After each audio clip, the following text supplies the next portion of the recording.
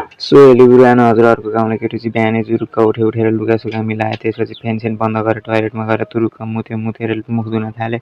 मुख धुइसकेपछि ब्रस गर्न थालेँ। ब्रस गरिसकेपछि अब यो प्याज उखाल्नु रहेछ, प्याज उखाल भन्न थालेँ। प्याज उखाल्न लागेँ, प्याज उखालिसक्यो। सकेपछि खाना खान बसेँ। खानासाना खाइयो। खानासाना खाइसकेपछि त अब एकछिन सुतेर मोबाइल यसो ढल्केर हेर्नु पऱ्यो नि त भनेर ओछ्यानतिर ढल्किन लागेँ। अनि ढल्किँदै यतिकैमा खाजा खाने बेला भइसकेछ। मम्मीले खाजा खान बोलाउन थाल्यो, भुइँमा झरेँ। अनि खाजासाजा खाएँ। त्यसपछि अब बाहिर केही काम छ कि भनेर हेरेँ, केही काम रहेन रहेछ। अब यतिकैमा साँझ पनि पर्न लागिसकेको थियो।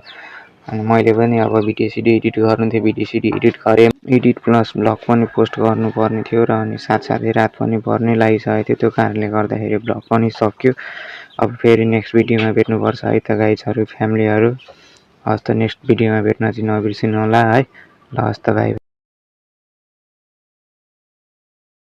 अनि पाला अब डे टूमा पनि जुरुक्क उठेर चिया खान गएँ। अनि चिया खाइसकेपछि मुख धुन थालेँ।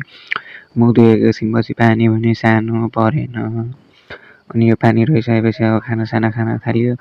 खाना खाइसकेपछि एकछिनमा अघिको पानीले त्यो केराहरू ढालेर भर्खर पसाएको रहेछ, केराहरू ढालेर खत्तमै बनाएछ क्या। अनि त्यो सानो छाउरा चाहिँ केराको छाउरा बोकेर मासतिर गयो। मासतिर अस्ति पहिले रोपेको केराहरू पनि तिनीहरू पनि यस्ता भइसकेका रहेछन्।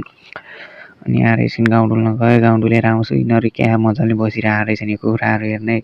अनि बाउ उता दाउरा चिर्दै रहेछन्, मम्मी यता पिरा बुन्दै रहेछन्।